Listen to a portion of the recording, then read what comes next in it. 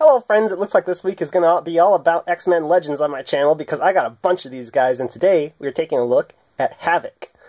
Out of the package, the sculpt on Havok is a little generic. That's not to say it's bad, it's just his body can't help but seem generic because we've seen it used so many times. It's got lots of musculature and lots of detail. There's a peg in the back, so if you have a stand, you can peg it in there.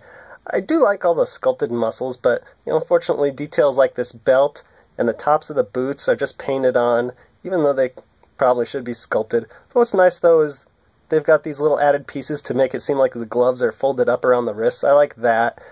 And the head sculpt there's really not a lot to it. You can't see much of his face, but they sculpted these details. Not the details on the boots or the belt or anything, but they did sculpt these details. The paint's generally clean. On the chest, the symbol's really good, especially, but up on the face, some black has gone over where the sculpted lines of the mask should be and into the eye area where it shouldn't be. But other than that, the paint's good. I really like the silver they chose for the gloves. That's good, and there's just not much paint in other spots. Articulation is where Havok really shines. He's got a hinged ball joint at the head. He's got ball joint shoulders that are really ratchety, but that's not a downside, really. He's got cuts at the biceps, double elbows, hinge and swivel wrists. He's got a kind of clicky ab joint. He's got a hinge, or just a swivel waist. He's got ball joints at the hips, cuts at the thighs, double knees, and then cuts at the tops of the boots, which you don't really need, but it's nice. And he's got a hinge and pivot foot. Very nice articulation. Get that arm facing correctly. The packaging's pretty standard. It's very nice. The yellow color helps it stand out from all those Captain America and Spider-Man figures still on the peg. Inside's just a tray, no twist ties, very collector friendly. Time to look at accessories! So Havok does come with a Build-A-Figure piece. It's Juggernaut's leg, and when your leg is as thick as a grown man's body, you must be living in a comic book world.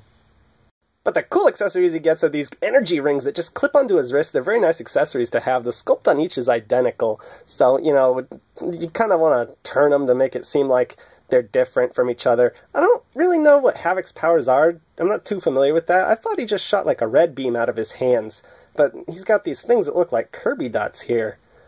With control and precision, Havok processes cosmic energy to send plasma waves blasting from his supercharged body.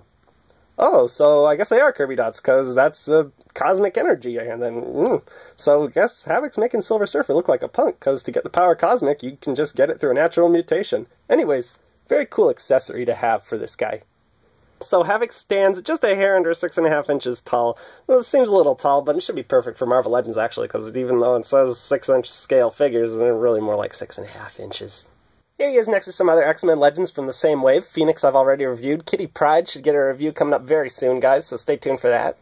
As always, here he is next to my standard comparison figures, DC-UC Batman and Marvel Legends Pizza Spider-Man. That's Havok. Aside from having two very cool accessories, I feel like there's not a lot to this figure. He's just kind of generic. I bought him because I wanted a complete Juggernaut, honestly. And if that's where you're coming from, I think he's worth it. He's certainly not a bad figure. Maybe it's just the costume design. I think he comes off a little generic. But if you want Juggernaut, he's certainly not a disappointment.